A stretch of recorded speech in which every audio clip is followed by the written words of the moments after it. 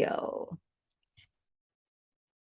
Hey, ladies, welcome to another self-love conversation. My name is Gloria Ward, and I want to welcome you to this amazing conversation we're going to have tonight for Black Business Month. You know, I am so into it and so supportive. We have a beautiful, wonderful woman that we're going to speak with tonight. Her name is Miss Raven Hernandez. She is the CEO of Earth Rides. And guys, when we talk about Uber and Lyft and the things that they're doing, this young lady has had over 300,000 rides already, doing some amazing things that is also helping the planet. So Raven, thank you so much for being here. Thank you so much for having me and that beautiful introduction. And I love any platform that is highlighting women in business and loving yourself. These are all things that go hand in hand. So excited to talk about it. Absolutely. So, we were just talking about where we're from, and you're in Nashville, and you said born and raised. Like that is just amazing to me. How does a girl from Nashville, born and raised, grow up and say that they're going to challenge this whole rideshare process and comes up with this idea of helping the planet at the same time? Oh my goodness. Well, it's been a journey. It wasn't overnight. I definitely wasn't growing up in what we call LA, Lower Yeah. Antioch. Yeah. In Nashville, right down the street from you, thinking like, oh yeah, let's do a rideshare business, electric vehicles.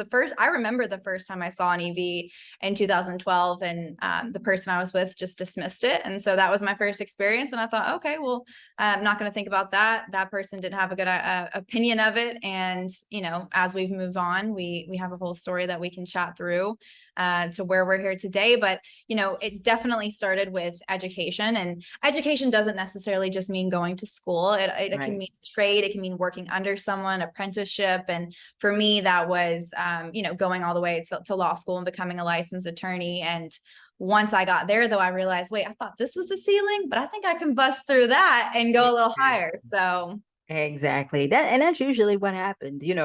When I went to school, I was like, yep, I'm gonna be the next Dell. I'm gonna go and learn about computers and become, just as big as Michael Dell, go work for Dell and do all that.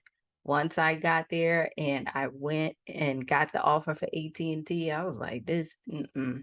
no, I got Mrs. T on the phone. Nope. And it's so crazy because when I was coming up, Wi-Fi was becoming this new thing, right? So and I know I'm revealing my age, but that was like the coolest thing where they were doing this whole development about Wi-Fi and how to get things in order. But when you went through this whole thing, you become this lawyer, you look and you say, you know what, this is not it.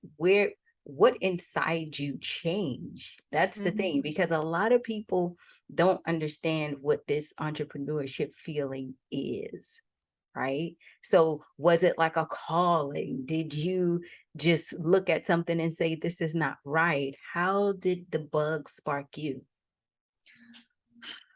Looking back, it's been there, right? It's been there for a while. And that's what's really beautiful, is to kind of see it all come full circle, to say, oh, these gifts have been lying here this whole time. And, it's been a journey. It started with health, and it started with my passion for health. That came about after I lost my health. I wasn't someone who was, proactive and thought, oh, I need to do all these things to stay healthy. It just kind of, it happened that way. And through that, my lens changed, really. It was like, okay, well, what means something to you? And yes, health was a part of that. So how do I weave that into my life? And I wanted to do something. I didn't have a calling towards a yoga studio or a juice bar, although those are things I go to all the time. Right. I wanted to impact on a different scale that would, have ripple effects for different communities. And I think really our focus today is to affect the gig economy, drivers and people who do packages and people delivery in a positive way, in ways that the other people aren't currently doing that. And that's really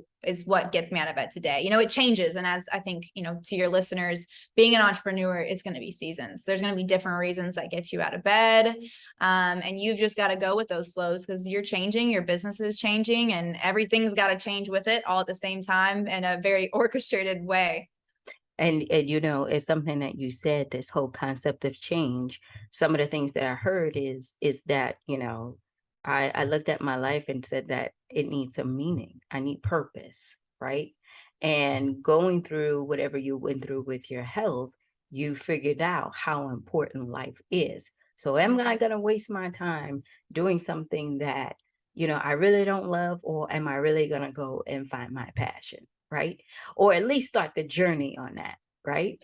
Yeah. And now that you're on this journey and you're doing what you do, and you realize that life is so much more about exploring and moving your ideas. And then you get to understand, right? You know what? I'm here to create. I'm here to do all of these things that I want to do, right? And the foundation of that is loving yourself and believing in yourself, believing, because you have to, I think that's what's beautiful about my story. My co-founder, Peter Smith, he saw that in me before I did. He was like, we're going to start a company. You're going to be CEO. It's going to be your company. You're going to lead this company. I'm like, I don't know what you're talking about. Right. Sounds really risky. And I thought I was going to go be an attorney with a stable income. Yeah, yeah, yeah. But he saw that in me. And a lot of people, I will say I am blessed in the sense that I grew up with a lot of people believing in me, and a lot of people saying, hey, you've got some good in there that you should really cultivate and, don't let die and flourish. And I think that's also a balance of, when you're told that you're going to be successful your whole life, and that, man, you've got something special. There is this kind of like, okay, now I got to deliver. And no one, they say like, oh, wow, you're really smart. But they don't say like, and this is how you're going to utilize that and make Yeah. money. There's no roadmap that people provide. So I think the balance for me has definitely been leaning into that fear and then stepping out and being like, I believe in myself. My team believes in myself, which is really beautiful to know that I've now built this, company of people that just as much as I believe in, and that's a beautiful thing too, is like, I believe in you. Sometimes they'll call me and I'm like, the answer to this. Like, you don't Right. have to get my approval. Well, I just want to make sure. And, we've kind of gotten beyond that, which is nice to see the company evolve. But, I believe in them, they believe in me, and man, we're riding straight to the moon. As you see yourself grow and as you see your team grow, um, what are some of the things that you start to um, do or tell yourself now that you didn't do before? I know for me, for example, like when a couple of years ago, it was just more about, okay, we get up, we look at the calendar, we see what goes on, and then we do everything that's on the calendar. We come back home, we walk the dogs, we go to bed, we get up, and then we go and we, look at the calendar, and then we go from there. Now is I get up, I put her around, I drink my tea, I look at something inspirational, right? I walk Breathe. my dogs, right? Breathe. And Yeah. everything. Like, what is that process for you as you're going through this change? Do you see yourself growing? Do you see yourself changing? Yeah, I mean, taking that time to breathe, that is exactly what I was going to say. And beautiful that you've been through that as well, because I know there's so many others. It's getting to the point where, okay, you've been running and you've been running in the right direction.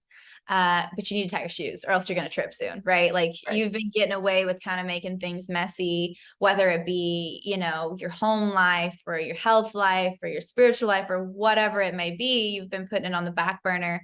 I had a friend a long time ago give me this example of, you're juggling, right? Yeah. And some balls are glass and some balls are plastic, and they're always changing, but you got to make sure you don't drop the glass one. Let the plastic balls, go to the side, but pick them back up. And I think that's where I'm at right now is, still running, but making sure I'm taking the time to drink some water and catch my breath and be like, okay, am I still running in the right direction? And is a team behind me? Right. I can't, there's so many things, right? When you're in a race, it's like, it's not just about you, making sure that everyone's catching up. And so, that's where I'm at today, is definitely taking the time to breathe and check in. I've been asking myself lately, like, am I stressed? Like, I don't even know if I'm stressed. So I have to kind of like ask myself, like, okay, are you or aren't you? Like, have you taken the time to think about that? And that's just nice to just get the luxury to do that, right? I'm laughing because I said to myself yesterday, because I was laying down and I was like, I feel like crying. I don't know why. Am I depressed? Is this what depression feels like? No, And he just needed to cry, you right, know? right. And then I started busting out laughing because I was like, well, no, you don't know. It could be anything that's happening, Yeah. right? Like, are you stressed or anything like that? And so I just think that as we grow and get and go through these things, you really start to become self-aware and you really check on yourself to see, exactly where you are in your life. Because like my next question for you is, you get to understand how important you become and how responsible you have to be, because now you have a team, right? Mm. Mhm. Now you are responsible for other people and people are looking at you to lead. What is that process like for you being the leader of a company? How do you keep things in order where you can become that best leader, and how do you develop other leaders so that you can keep a balance in your life? Mm. Trust, communication. I mean, I've got a rock star team. I've got a young team that haven't had the opportunity yet to lead. And so I've said, hey, you're smart and you haven't messed anything up yet. So I'm going to give you all this responsibility, and they're kind of like, whoa. And then they rise up and then we talk about it. And I think that's what's really fun too, is like, I'm young too. Like most of my team is my age and a couple people are, several people are older than me. And so it's one, it's, mutual respect. But then two, it's just having a conversation, it's, well, what do you think about this? And even from my perspective, hey, this is a decision I think I'm going to make. How does that impact what you were thinking about doing? And were you thinking about it in a different way that is better or just different? Right. And I think that's always where I begin. And I personally like to ask for feedback. Mm. I like to know, hey, you didn't pick that up the way that I tried to send that to you. You didn't receive it in the way that I had planned. What did you hear? Because you Yeah. heard something different, right? You've got whole other life lessons that you kind of come from. So yeah, I said this, but you received it differently. And I want to know how to talk to you. I think that's been something that takes time with being in a leadership, is like understanding that you've got to develop to be different people to different, employees. Some people need tougher love. Some people need a little bit of gentleness and delivery. Some people can handle when you're quick and snappy and you just hang up Right. the phone. I had someone one time who felt really like I didn't like them because I would just hang up the phone. I'm like, I thought we were done. I don't have time. I barely can tell my husband I love you by. I don't have time for pleasantries. Yeah. Unfortunately. So, it's also, I think that's the point, to your point, is like the only way you're going to build good leaders around you and continue to be a good leader is to surround yourself with people who, in some fashion, are smarter than you.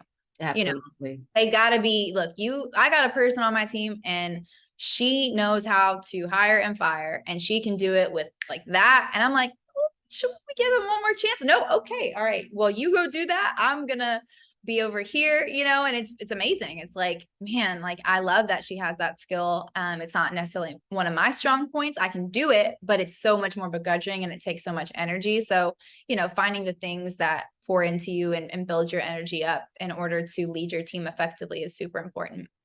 And so now I'm gonna ask some business questions, because we talked about finding your purpose. We talked about leadership and what that takes. How do you find a balance? So 300,000 ride shares. How did you do A team. that?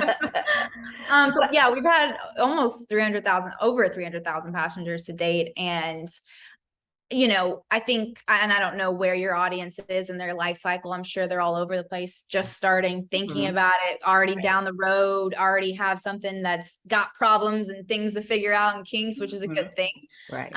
But my co-founder really, he's always been, hey, let's just start it. And I want it to be perfect. And I want it to be very thought out and thorough. just start it. I think it's really important from our business standpoint that we found great relationships. Just as you're building a relationship with your team, you need to be able to build a relationship with the city that you're in, with the businesses that are there, with the government that's there, whoever is there. There's an audience and a community there that wants and needs your service or product, but you have to go actively find them. And then, you've got to love on them just as much as, you want them to love on you. So we've done a lot of free rides, right? We've popped up and we've done some stuff, and we've partnered a lot. We've made it to where it wasn't, the best decision for us financially at that time, but we knew it was going to pay off.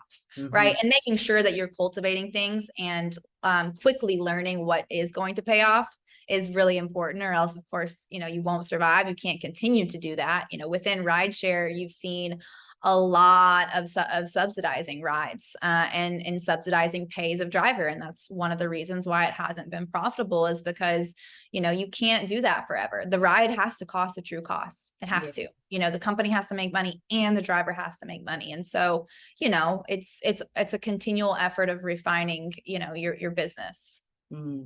I like that. And, it's like when you guys went out and decided that this is the venture that, and the business that you was going to get in, what was like the biggest challenge though? Was it because you were competing and you needed to find what your unique selling point was, or did people just get it right away? Branding is super important. I'll start there. With any challenge, I think if you start off with the right brands, you're going to attract the right people in, but you've got to quickly figure out who your people are. Our biggest challenge is continually changing. I'm trying to think about in the very beginning, what was the biggest challenge? I mean, capital, right? Like money, money, like always. that's always right. So always. It was a lot of faith and a lot of putting all the cards on the table and being like, okay, well, this credit score is really good, so let's go utilize it. And then we better make it pay off. I've done a lot of things without even knowing what the hell I'm doing, quite frankly. I didn't know what VC stood for 3 years ago. Now I'm literally talking to venture capital all day, every day. So it's one, starting off in just starting, two, building a really thoughtful brand and continuing to craft that message to the right community. And then it's figuring out how to, bring some money in the door. There's so many opportunities out there. And I think partnerships can be sometimes really undervalued. Like a real good partnership should bring both of you money in. We partner with an amazing brand called Photo Walk in Nashville. Christy Hunter, she's a mom of 4, badass woman, with Gina, her business partner. And we were like, how can our 2 businesses both make money where we promote each other? Because I've got an audience and you've got an audience, and the email blasts that we send out that aren't about us actually do the best. Really? Yeah, really interesting. Our click-through rate on those emails are very high when we're talking about, hey, have you seen this business, or have you checked this fun thing to do? Like, people are excited and they're like, oh, wow, no, I haven't. So it just goes to the power of partnership. I was just thinking about you talk, and I was just saying to myself that one of the things that in any adventure is when you are trying to raise money and when you are in front of investors and everything, one of the things that gets you through is confidence, right? Like you can have all the best pitch in the world and everything, but if you don't have that confidence and they don't feel like they can really believe in you and you believe in your product, it's going to be very hard to convince them to give you some money. Oh, you gotta already act like you have the check, right? Come on now. I know that's right. If you want to participate, I'll see if I can make room kind of energy. Yeah, it's a game. It's cutthroat, and you've got to live in this kind of, I always say there's a line between fibbing and lying, because you've got to live in this fib of this imaginary world that you've already created in your head that you now have to deliver on. Absolutely. Towards a point of like what's actually a lie and what's not realistic. Sometimes you have to, change up the plan, because it's like that isn't going to happen. Right. So let me redirect, right? And being vulnerable with yourself, confidence doesn't mean, I think sometimes we mistake what confidence is, because we assume that confidence is someone who can get on this conversation and have a really nice, feel good kind of big moments. Wow, that felt good. just because we're doing this doesn't mean we have confidence. Because I'm sure you and I both go off and like, dang, did anyone relate to that? Or is anyone going to listen?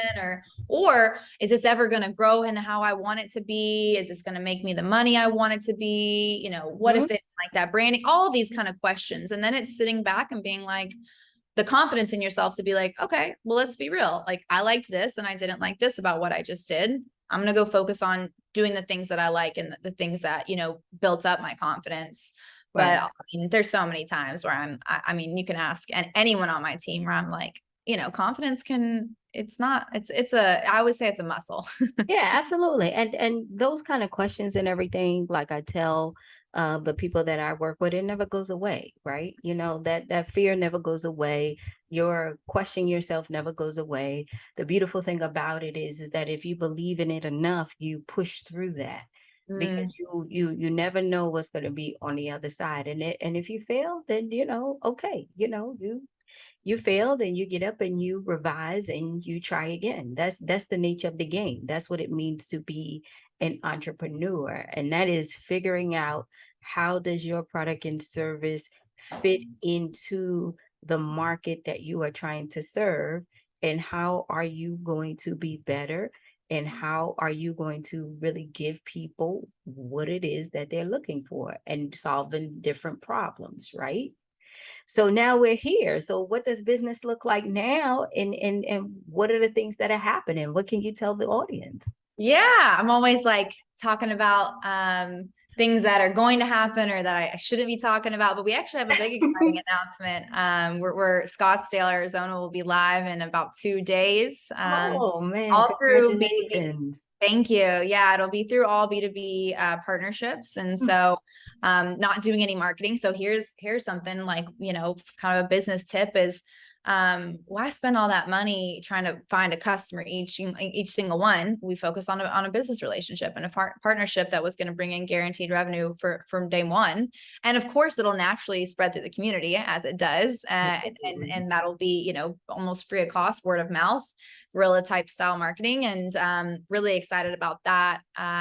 Beyond that, we've got some really exciting PR coming up that I can't mention, but you know, I don't know, when does this air?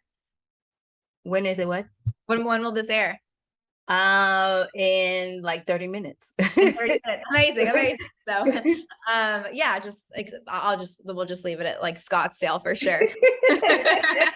Yeah. Okay. I'm like, what can I say? Yeah, no, it's been fun and the team's been great. I'm actually, you know, to your audience, we're looking to start hiring some technical people and would love to hire, you know, a woman in this particular position, you know, anyone with a background as a senior engineer or higher level engineer who's looking to be in leadership or your C-suite, you know, that position starting to come about. We're open to meeting people and just having, you know, cursory conversations. Always love to do that and meet amazing, intelligent women. Oh, that's awesome. You know, my background is in, you know, software engineering and computer science. So I I'll definitely take the job have for a you. lot of, no, ma'am, not You're me, like, oh, but I I got my definitely have a lot of people that I know good. Oh my gosh, that's send your exciting to way. hear. I'll steal you up too, though. Don't make me, you know, I start talking about yourself well. Then I'll be look, knocking. you know, I said at this point in my life, I'm ready to wear my dashiki, travel, you know, hang out, and then Earned just it. You earned preach it. love all around the world, right? So, so Where's your that, favorite place you've traveled to? Israel. I went to Israel. Israel. Oh, Yeah, amazing. We I have a lot went. of technical people from Tel Aviv. Yeah. Yep.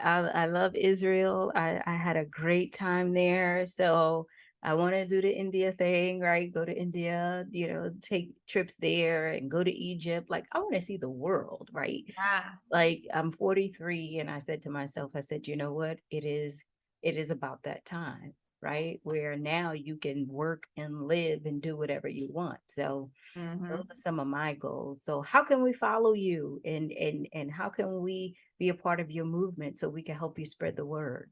Absolutely. Well, you guys are getting the first look at ravenhernandez.com. It's very, very beginning stages. So Okay. show me some love there.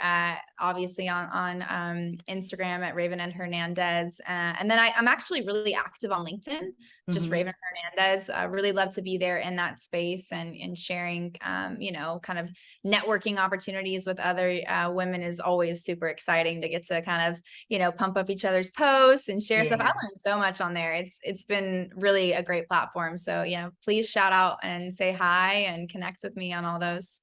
Oh man, Raven, thank you so much for being here. And thank you so much. Your personality really does shine through. So I know what people saw in you.